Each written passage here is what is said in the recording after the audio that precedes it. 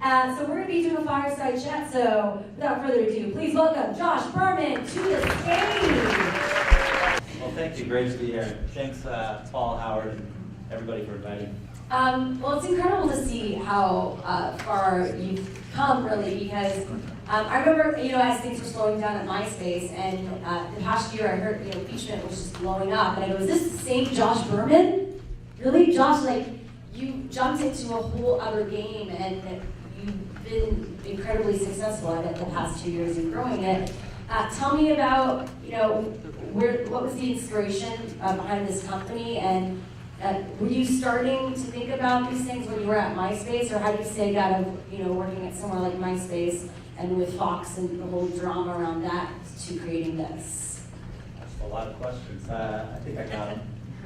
Thanks, Shira. I think I got super excited post MySpace. We had a great company and ended up with a great partner with News Corp and Mr. Murdoch. And I met another great serial entrepreneur while I was working there. And part of the thing I always like to do on my entrepreneur journeys is find the right partners to actually go into business with. So my partner Diego's awesome. I met him while I was finishing up MySpace on a project with News Corp. And we got both of us actually started similar to how we started MySpace. We kind of got used to a great trend that was happening online, and all of a sudden shopping, we felt, is going to grow. We all know this. It's going to grow tremendously online. Today, around still 95% of all sales in the United States is done offline, done at Walmart, Sephora, Macy's, Nordstrom, etc. But we do, many of us in this room shop online today. And 2 years ago, it was just starting. I think it's so exciting because we are in the first inning of what I think is going to happen in the world of e-commerce and social commerce. So both my partner and I got really excited. We did social networking for a while, but about 2 years ago, great companies like Guild Group and Groupon and others started to emerge, and we got super excited about what's going to unfold in the e-commerce space. Then we put our own thoughts together and our own themes, and we got excited about continuity. We got excited about curation, about working with celebrities, and just bringing users amazing value and amazing product. And we put together our business plan, and luckily found some friendly venture capitalists that liked what we were thinking about and just said, hey, we want to take a chance on you guys and let's see how it unfolds. So we did that about 2 years ago, and it's been very exciting ever since. Also, that process for you raising money, you obviously had experience in this. You weren't coming into it out of nowhere. How long did it take you to raise, and how much were you raising at first? It was fortunate. I tell a lot of entrepreneurs, once you do have a few, and MySpace was on my fourth venture, so once you have a few successes or you've been out there for a little while, it gets a little easier to kind of know how to handle the meetings, and if you have a win or two under your belt, you get, it's a lot easier the next time. People like to bet on the right horses that want to race in the past. So I always say when someone's starting their very first company, don't be worried so much about equity. It's just really important to have a success and a great outcome. So luckily able to do that, which led me and my partner to have a pretty easy time at raising money. And it changes as the economy shifts. About 2 years ago, it wasn't as easy as it was, say, a year ago, but we still had a great time and found people we liked and just really believed in the idea. And we were fortunate just to actually pick a great venture capital firm too. One's local here in LA called Anthem Ventures. I think Brian's going to be a judge later. And another one's called New Enterprise Associates up in Silicon Valley, and they just really like what we're doing, and we felt the right number for us was a $5 million raise to get going. Okay, so I guess how long did it take until you had to raise more? Well, the hard part of the first raise, I was still at Fox, and I was trying to get my last paycheck, because you don't want to start a company while you're in an existing company, because they'll claim all the work you're thinking about is their property, so you got to be careful about that. So that was the hardest part, to actually get my last paycheck so I could actually go ahead and raise my money. But we basically raised money to get our initial first project launch, which turned out to be Jewel Mints. To tell you the truth, that wasn't even our first. We loved the category. We knew what we wanted to do with Beach Mints, but we weren't sure. We initially were going to start with apparel, but we ended up actually meeting a great jewelry manufacturer, and we're really close with an amazing woman named Kate Bosworth that was passionate about jewelry. We felt jewelry is an interesting market as well, and let's accelerate that. So we kind of flip-flopped apparel and jewelry. But we were able to prove out the model with jewelry, and then after that, there was a lot more interest in the investment community and what's happening in e-commerce. So we were able to raise a second round. What do you think it was about that first model that is a case study that worked? Definitely. I think for us, it's about a couple things. It's about giving users a great product, which first and foremost, and secondly, great value. So a lot of sites, as people are shopping online, you don't have to be at a retail store. So if you could get great jewelry, for instance, that would retail, say, at $100 or $150 at Macy's or Nordstrom's or Kids Center, one of these stores, and we could offer it at wholesale pricing, we felt there was something there. And secondly, what we liked and our investors liked is we actually wanted to have an amazing product, so we felt we wanted to design it and actually manufacture it ourselves. So those are kind of. And you have a design background, I hear.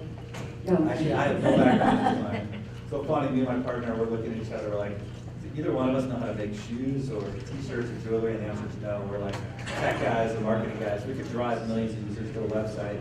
What we do is to make it successful, we have to partner up with amazing merchants and amazing designers. And we kind of took the ideas, hey, yes, we want to include, we didn't want to just get an endorsement partner. We wanted to work with somebody like Kate Bosworth that has great design sensibility, great ideas, and just a creative person, because you want to kind of, you need to know your limits and what you're good at and what you're not good at. And I probably would design really bad jewelry, but I felt like there's much more chance for success to align myself with somebody that knew what they were doing. Why was it important for you to stay in LA? Does that make a difference for how you built your company?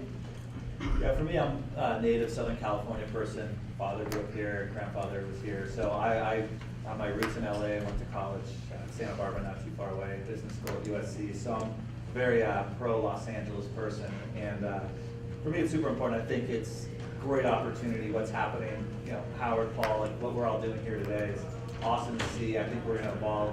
LA's going to be a dominant place. Hard to say if we'll ever surpass Silicon Valley, but I think there's an extraordinary amount of talent out here, both on the content side and the developer side, and it's just a great place for us to have a company. And I think we're just starting what's going to happen out here. So for me, it's super important not only to have all my companies in LA, but really embrace it and grow and support other companies. There's a lot of companies even in my space that I'm really close with, competitors. One of my mints is Shoe Mints, and two other shoe companies. One's Shoe Dazzle and one's Just Fab. Both of those guys are here in LA, and I know they're founders and CEOs. Well, so yeah, as a startup, how do you do? Just last question. With knowing obviously there's always competition out there. So how do you continue to challenge yourself to innovate your products and stand possibly on top or at least relevant and stand out? Yeah, competition's good. It keeps you on your toes and it kind of validates the space. So hopefully, like all tides rise together, especially in Los Angeles. That would be good. Provide the ocean. And I think it's you got to stay on your plan, listen to your consumers. The product, again, you got to create great product. The most important thing for me, that's why I think why MySpace was ultimately successful and why Beachman's successful is we listen to our users, we get a great product, and our biggest growth is virality. Our users talk about our shoes, they talk about our jewelry, they talk about our t-shirts, and they tell each other about it. We try to incentivize our user base, and assuming you're doing that correctly, that one thing, I think is one of the most important things. And every new feature we develop is really, first and foremost, what the users are asking for. So when are you next raising? What's the next round? Oh wow, we just finished around. I'm tired. Well, we're excited. We've only been in the U.S. so far, and there's a lot of appetite, a lot of growth worldwide. So one thing we're looking at, not just raising money, but it's definitely doing partnerships out in Europe and out in South America and out in Asia. So we're looking really closely at that. We've been focused so much in the U.S. market, but there's so much to do here. Probably going to end up doing that through partnerships more than. How much was your last raise? God, I can't even remember. It sounds like 40 million, maybe. 40. 40 million. So is this are we going through a bubble right now? Or do you feel like your company is one of those companies? Well, it is that question, but I mean, some companies you hear how much they've raised with the valuation, you're like, really? You're not even making revenue? Yeah. You're not. Luckily, we're making great revenue, and our model's kind of proven itself out. So each of our categories have great, healthy margins, and again, it goes down. If you have a sound company generating a lot of revenues with strong profits, strong EBITDA multiples, it can actually, a lot of money on the sidelines still that wants to get put to work. With that said, some people on the macro environment are a little bit down on, what could be happening potentially in Europe and in other places. But I think with great, smart people, a great plan. I think there's so much growth that's gonna happen.